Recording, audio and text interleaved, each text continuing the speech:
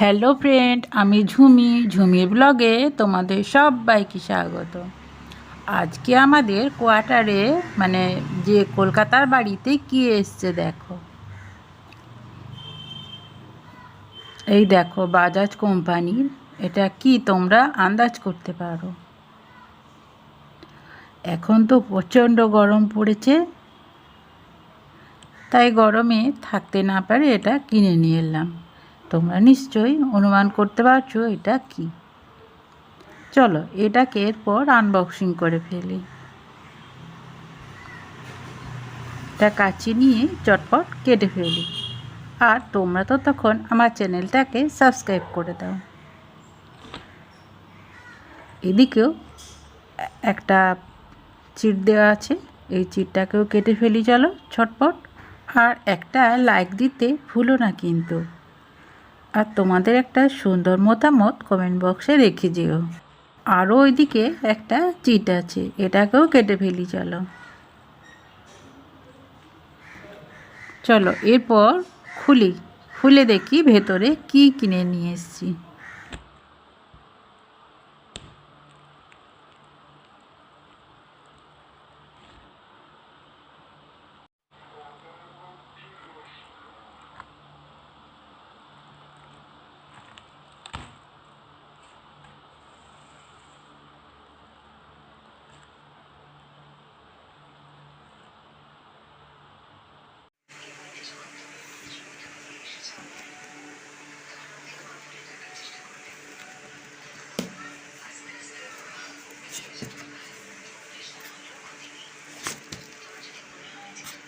এখানে আছে warranty card, আর এটা প্লাগটা।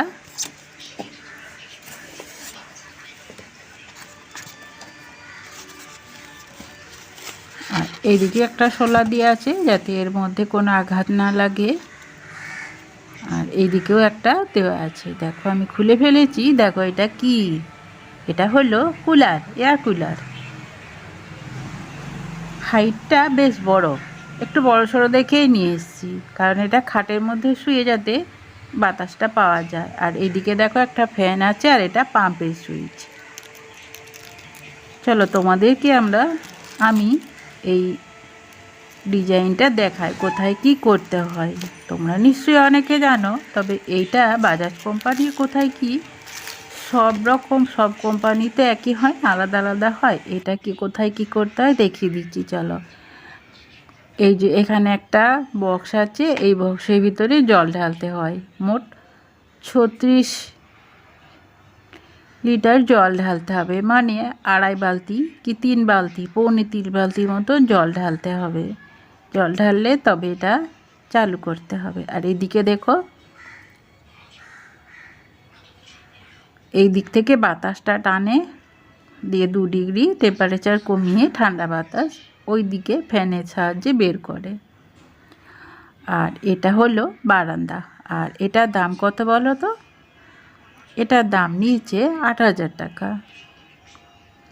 যাই হোক, একটা গরমের একটু উপায় হলো, কারণ এটা তো ভাড়া ঘর, এখানে এসি টেসি নেওয়া যায় না। আর কলকাতাতে খুব গরম, অতটা গরম আমাদের মেদিনীপুরে নেই। আর মেদিনীপুরে আমাদের বাড়িতে ছাদের মধ্যে টিন দেওয়া হয়েছে, আর এখানে তো সেটা সম্ভব নয়। চলো আমার রুমটা দেখিয়ে দিই। এটা একটা রুম, বেডরুম, এটা বড় রুম একটা। আর এদিকে হলো তাক আছে, তাকের মধ্যে মেয়ের বই টই রয়েছে। আর এখানে জামা কাপড় ব্যাগ ট্যাগ রয়েছে। এদিকে রান্নার কিছু জিনিস রয়েছে। আর এখানে কুলারটা আমি রেখেছি। এটা ভাড়া ঘরে তেমন কিছু জিনিস রাখিনি। আর এইদিকে বারান্দাটা বেশ ভালো লাগে আমার। এখানে আমি অনেকটা সময় বসে কাটাই যখন আমি এখানে থাকি। আর এই যে রাস্তা, আর এই যে সামনে বড় বড় ফ্ল্যাট। আর এই রাস্তাটা তোমাদের আমি আগের ভিডিওতে দেখিয়েছি, তবু আমি বারান্দা থেকে দেখিয়ে দিচ্ছি। সকালে একটু সামান্য বৃষ্টি হয়ে গেল, তাই একটু আবহাওয়াটা ঠান্ডাও করে গেছে। আর দেখো রাস্তাটা পুরো ভিজে গেছে। আর এখন ঘড়ি কাটাতে বাজে 12:30। আর এদিকে গাছটাও দেখো ভিজে গেছে, আকাশটা মেঘলা করে রয়েছে, এখনও মেঘ কাটেনি। বৃষ্টি একটু একটু থেমেছে, কিন্তু মেঘটা এখনও কাটেনি। আর বারান্দাটা দেখো, বারান্দাটা ছোট্ট হলেও খুব সুন্দর, আলোয় ভর্তি। আর এদিকে দেখো বারান্দা একটা গেট খোলা যায়, এই যেখানে আমরা চাবি লাগিয়ে রেখেছি। এইদিকে কোনো বড় জিনিস তোলার জন্য হয়তো এই গেটটা খোলা রয়েছে বারান্দার ওপরে, কিংবা এমার্জেন্সি এন্ট্রান্স হতে পারে।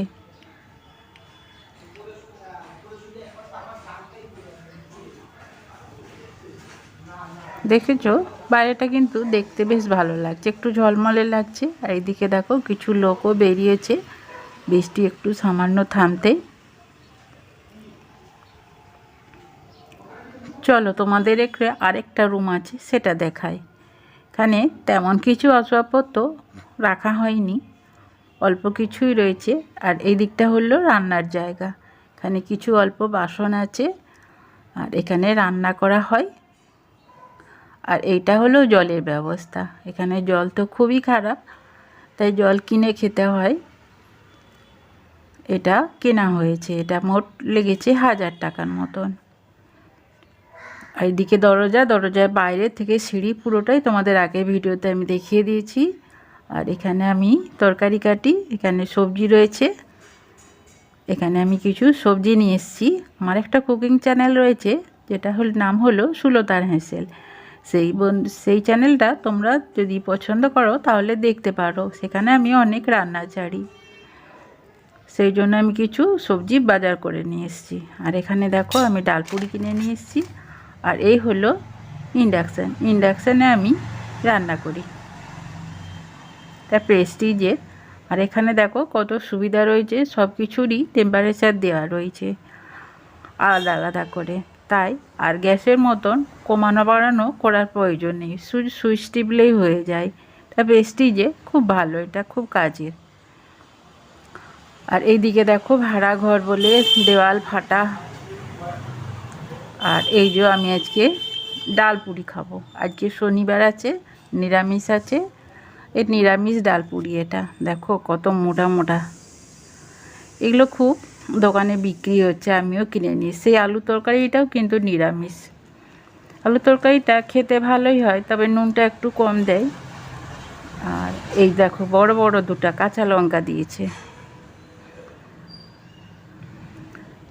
চলো তোমাদেরকে আমি তরকারিটা দেখাই, খোসা সহ আলুর তরকারি। তরকারিটা মানে ভালোই, কিন্তু খোসা আছে। আর তার সাথে মানে তেলটা খুবই কম, স্বাস্থ্যকর, তবে একটু কেমন যেন লাগে। আর এখানে তো গাড়ি আছে, গাড়িতে নোংরা ফেলতে হয়, তাই বালতিতে আমি পলিথিন দিয়ে রেখেছি। আর এই যে দেখো আলুতে দেখছো খোসা রেখে দিয়েছে, খোসা সহ আলু। সামান্য কিছু মশলা দিয়ে তরকারিটা হয়েছে, খেতে মন্দ লাগে না, তবে সামান্য একটু নুন দিতে হয়, ঝালের পরিমাণটা ঠিক আছে। চলো এরপর ডালপুরি ভেতরটা তোমাদের দেখায়। শক্ত কিন্তু আছে ভালোই, এক হাতে করে ছিঁড়তে বেশ ভালোই হচ্ছে। আর এই দেখো ভেতরটা, এই দেখো পুর সাদা সাদা, কি ডালে পুর দিয়েছে কে জানে, বিড়ির ডাল নিশ্চয়ই নয়, হলুদ দেয়নি। তবে তরকারিটা দেখে মনে হচ্ছে বেশ হলুদ দিয়েছে। চলো এরপর আমি খেয়ে দেখি একটু কেমন লাগছে খেতে।